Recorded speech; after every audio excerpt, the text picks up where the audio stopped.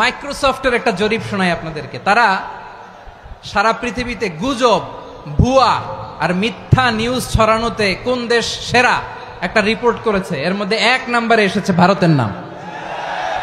প্রতিবেশী দেশকে বলবো, আপনারা নিজের চরকায় তেল দেন, আপনারাও শান্তিতে থাকেন, আমাদেরকেও শান্তিতে থাকতে দেন। সব চেঞ্জ করা যায়, প্রতিবেশী চেঞ্জ করা যায় না। আমাদের ল্যান্ড তাদের ল্যান্ড, পাশাপাশি। আমরা চাই তারাও সুখে থাক, আমরাও সুখে থাকি, ঠিক কিনা? কিন্তু প্রতিবেশী হলে বন্ধুত্বপূর্ণ আচরণ করতে হয়। প্রতিবেশী যদি বন্ধু না হয়ে প্রভু হতে চায়, এরকম দানব প্রতিবেশী কেউ চায় না। ভারত যদি বন্ধুত্ব উপহার দেয়, আমরাও বন্ধুত্ব দিব, কি বলেন?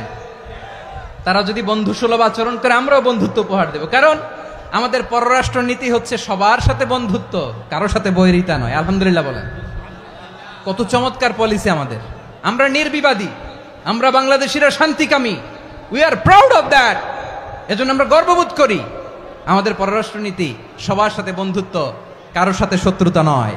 তাই প্রতিবেশী দেশকে বলবো, আমার ভাইয়েরা, আপনারাও আমাদের ভাই।